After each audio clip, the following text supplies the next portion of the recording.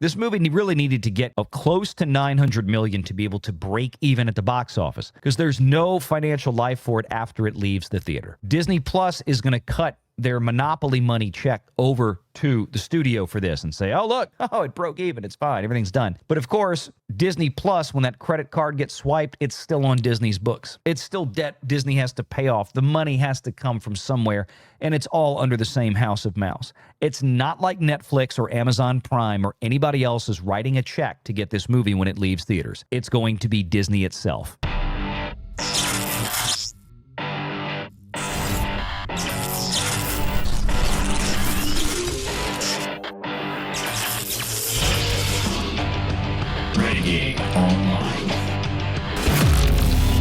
Marvel is just in a rut, and this may portend something terrible for Disney this year, apart from a couple of entries like Lilo and Stitch, which dropped a trailer today that actually looks very good. It was surprising. That might wind up being a good summer hit for Disney. We'll see, but the trailer looks promising, like it's going to hit the right target audience and drive people in. I think Disney is excited about that one.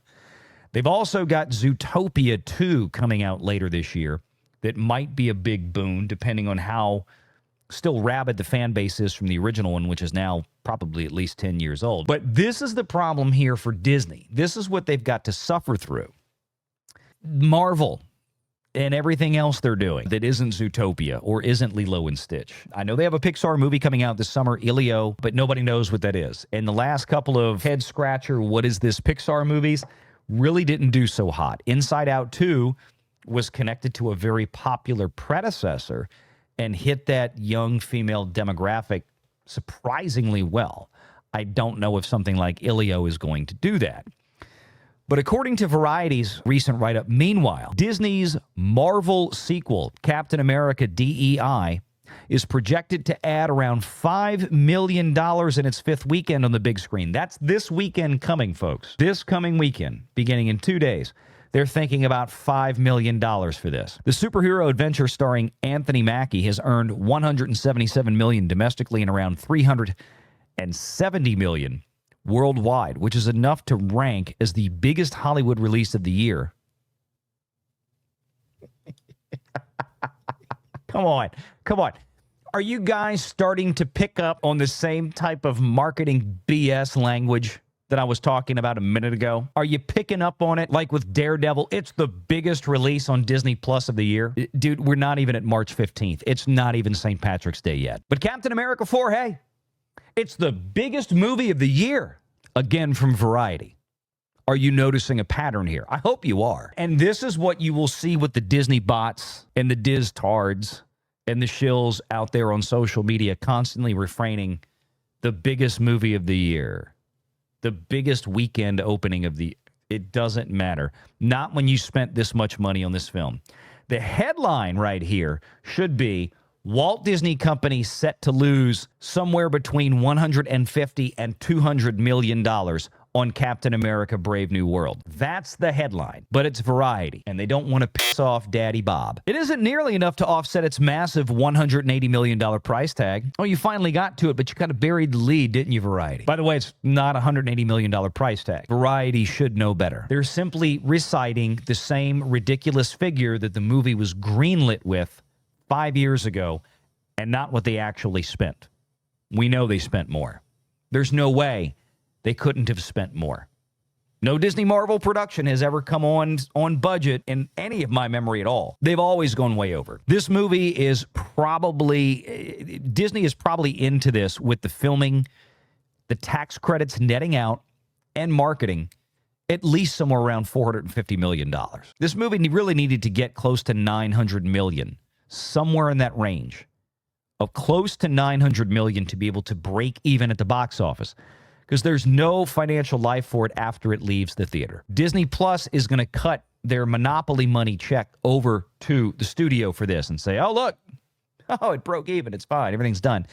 But of course, Disney Plus, when that credit card gets swiped, it's still on Disney's books. It's still debt Disney has to pay off. The money has to come from somewhere, and it's all under the same house of mouse. It's not like Netflix or Amazon Prime or anybody else is writing a check to get this movie when it leaves theaters. It's going to be Disney itself. So congratulations, Disney, on another massive loss, because you know what?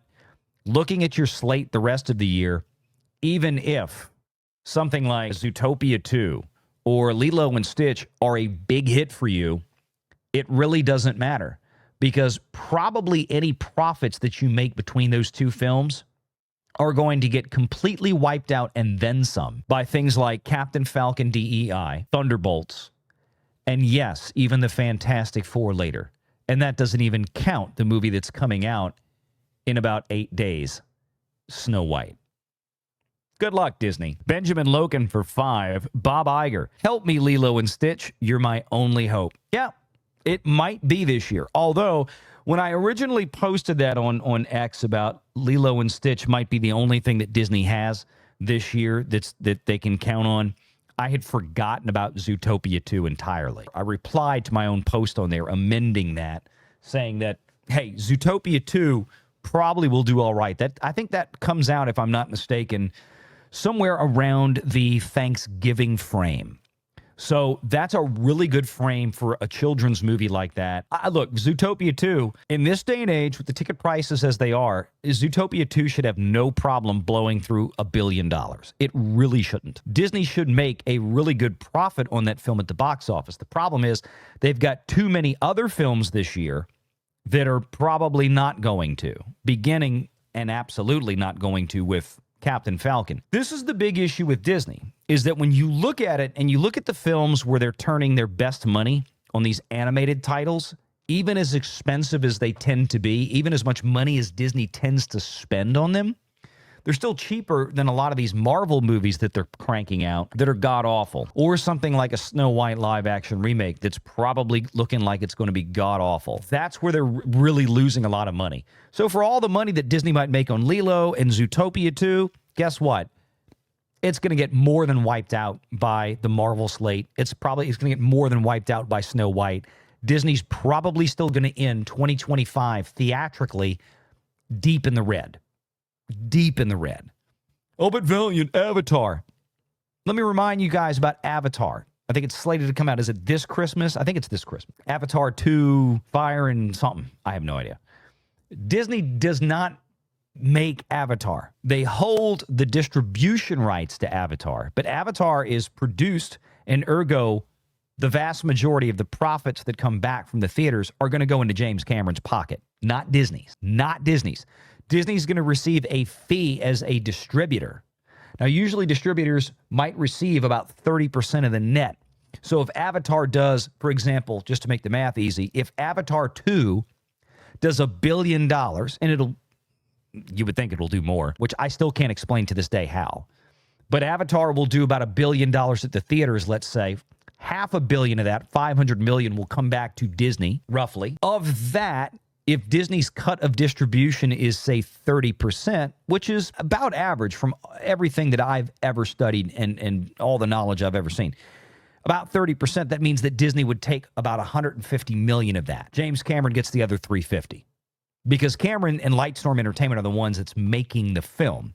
Now, if Disney has a deal with Cameron to where they are helping co-finance the picture, there may be an additional cut for Disney to cover that co-financing. But again, this is not a cheap movie to make. And the big thing is that $150 million in that example that Disney would take back, that's basically going to offset what they would spend to market the film. Because you know Disney's going to have to spend somewhere at least around $150 million, if not more, maybe $200 million globally to market Avatar. It's big dollars these days to do this.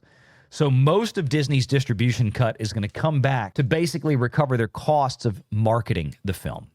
That's going to be a big part of it. In addition to that, don't forget that, just like the last time, if Disney is going to want to bust the contract on the Avatar film, where before, when it was still under Fox, before Disney bought Fox, Warner Brothers, HBO, was supposed to have distribution post-theatrical for Avatar, The Way of Water. It wound up on Disney Plus along with HBO and HBO Max. Remember that? Disney had to write a check. Disney had to buy their way back into that contract because otherwise Warner Brothers would have just sued them and they would have won. So Disney may be paying Cameron, or part of that deal they might have worked out. Disney would have had to have paid more money if they're going to put Avatar 3 on Disney Plus and Hulu. Because, again, they don't own the property. James Cameron does. Part of that deal, Disney's going to be forking over some money to get that film onto their streaming service, just the same as Netflix would, or just the same as Amazon Prime. Make sure you're subscribed to Valiant Renegade and join us every Sunday at 6 p.m. Eastern for the live show.